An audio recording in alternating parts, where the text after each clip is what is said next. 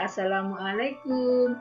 Ini adalah video pembelajaran biologi SMA kelas 10 ataupun bisa dipakai untuk kelas Olimpiade Sains ataupun KSM.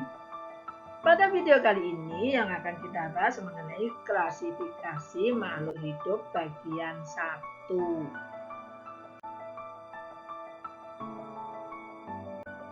Kalau kita belajar tentang biologi, pasti akan membahas yang namanya makhluk hidup. Makhluk hidup yang ada di dunia ini sangat banyak jenisnya. Tahukah kamu apa saja jenis-jenis makhluk hidup itu? Untuk memudahkan kita mengenalnya, para ilmuwan membagi makhluk hidup menjadi beberapa kelompok.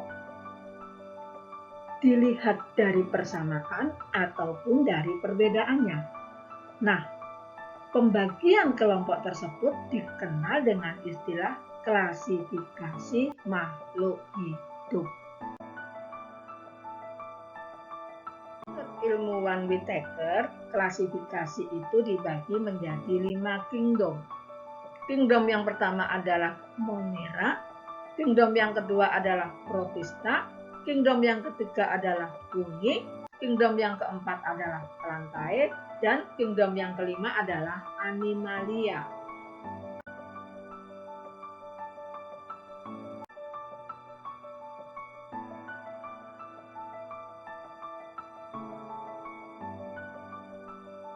Sekarang kita bahas mengenai takson dalam klasifikasi makhluk hidup.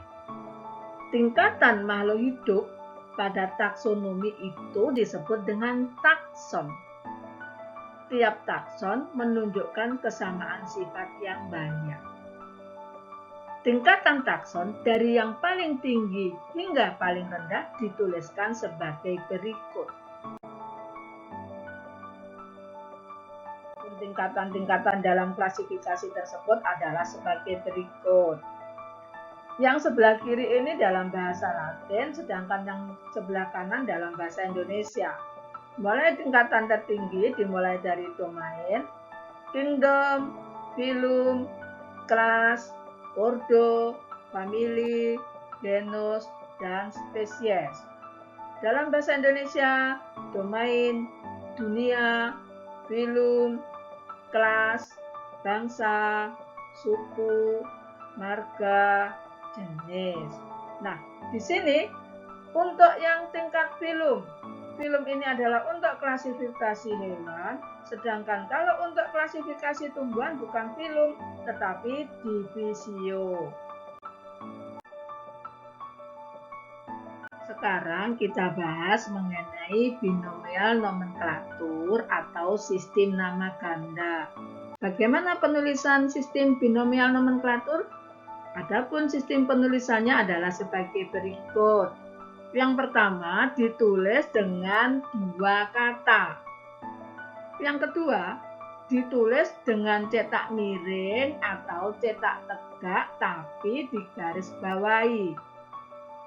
Yang ketiga, kata pertama menunjukkan marga atau genus diawali dengan huruf kapital. Yang keempat, kata kedua menunjukkan spesies diawali dengan huruf kecil. Misalnya contohnya Hibiscus rosasinensis. Hibiscus menunjukkan genus atau marga, rosasinensis menunjukkan spesies atau jenis.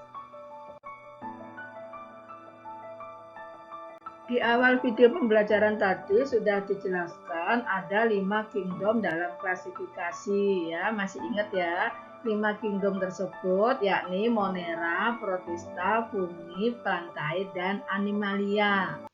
Oke, ingat ada 5 dunia. Monera, Protista, Fungi, Plantae, dan Animalia.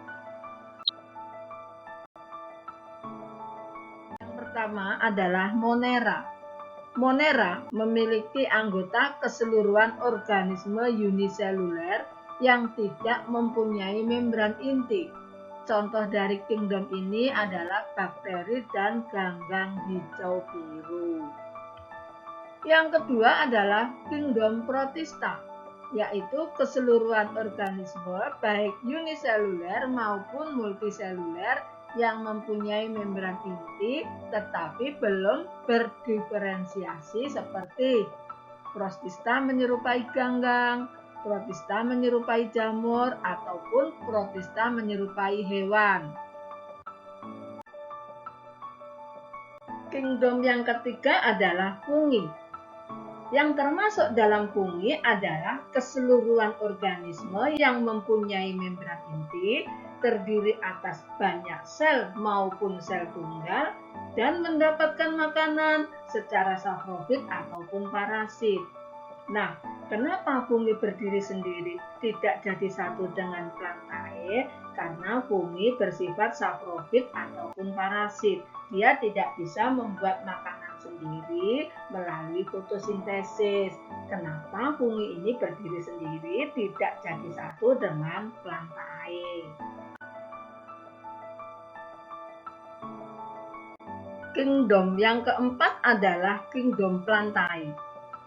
Kingdom plantae memproduksi makanannya sendiri atau disebut dengan autotrof karena memiliki klorofil dan bereproduksi secara kawin atau secara generatif maupun secara tidak kawin atau secara vegetatif.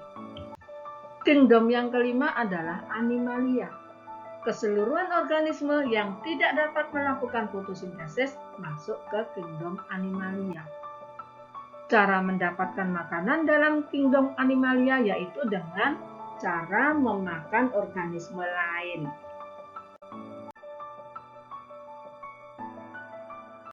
Itu tadi adalah mengenai kelima kingdom dalam klasifikasi. Sekarang kita bahas mengenai kingdom Monera. Ciri-ciri umum anggota kingdom Monera. Ciri yang pertama adalah tersusun atas satu sel atau disebut juga dengan uniseluler. Ciri yang kedua, bentuk sel bervariasi. Ada yang berbentuk batang disebut dengan basil, ada yang berbentuk bulat disebut juga dengan kopus, dan ada yang berbentuk spiral atau spirillus. Ada yang hidup berkoloni ataupun tidak berkoloni. Ciri yang ketiga, tipe sel adalah prokariota atau prokariotik. Artinya bahwa intinya tidak bermembran atau disebut juga dengan tidak bermembran inti.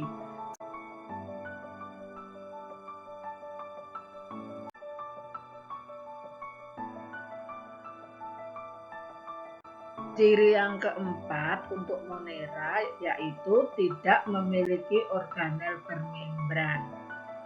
Ketiadaan membran inti menyebabkan organisme Monera tidak memiliki organel-organel bermembran lainnya. Ciri yang kelima, bersifat motil. Pada umumnya, kelompok Monera dilengkapi alat gerak berupa flagel yang memungkinkan dapat bergerak. Berdasarkan letak dan jumlah flagel yang dimiliki, dibedakan menjadi atrik atau tidak memiliki flagel, motorik satu flagel, ambitrik flagel pada kedua ujungnya, logotrik banyak flagel, peritrik memiliki banyak flagel pada seluruh permukaan tubuh. Selanjutnya adalah ciri-ciri protista. Ciri yang pertama, mempunyai ukuran mikroskopis dan makroskopis. Ciri yang kedua, umumnya uniseluler. Yang ketiga, tipe selnya eukariotik. Yang keempat, hidup bebas atau simbiosis. Yang kelima, habitatnya umumnya di tempat yang lembab.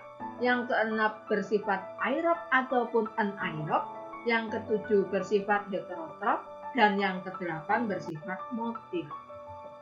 Klasifikasi kingdom protista dibedakan menjadi tiga, yang menyerupai hewan atau protozoa, menyerupai tumbuhan alga, dan yang ketiga menyerupai jamur.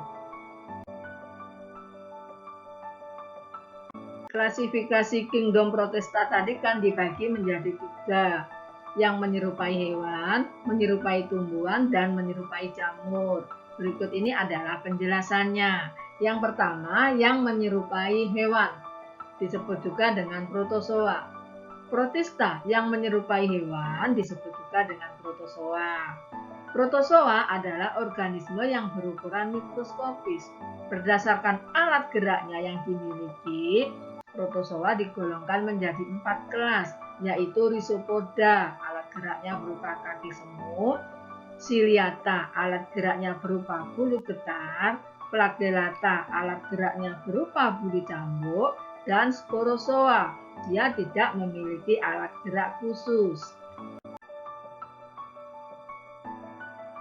Selanjutnya adalah protista yang menyerupai tumbuhan. Menyerupai tumbuhan atau biasa disebut dengan alga. Kingdom protista yang menyerupai tumbuhan merupakan kelompok protista yang fotosintetik. Alga ini tersusun dari satu sel atau berkoloni yang membentuk tubuh multiseluler. Selain itu, memiliki klorofil seperti tumbuhan pada umumnya.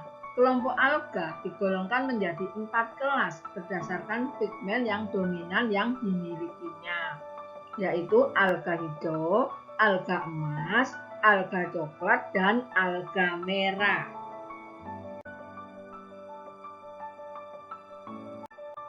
Protista selanjutnya adalah yang menyerupai jamur. Ada 2 jenis jamur protista, yaitu jamur lendir dan jamur air, tetapi bukan jamur sejati. Jamur jenis ini hanya menyerupai berbentuk jamur yang sporangia atau filamen yang menyerupai hifa, berwarna kuning, putih, dan berlendir.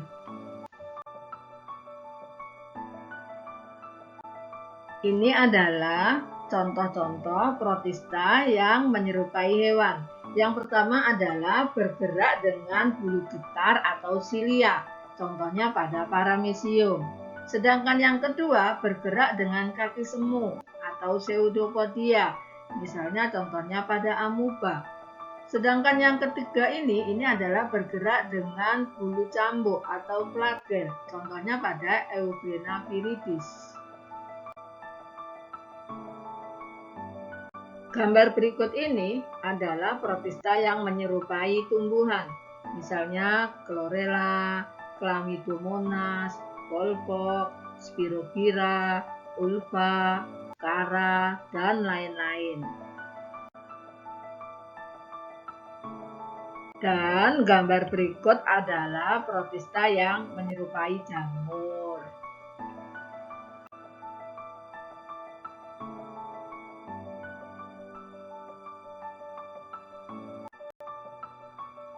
Sekarang ada beberapa soal yang berkaitan dengan isi video tadi. Semoga kalian bisa menjawabnya kalau kalian benar-benar menyimak penjelasan ibu tadi.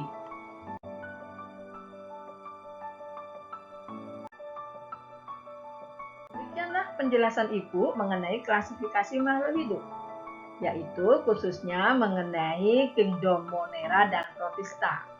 Kalian tunggu video selanjutnya, yaitu mengenai bumi, plantae, dan animalia.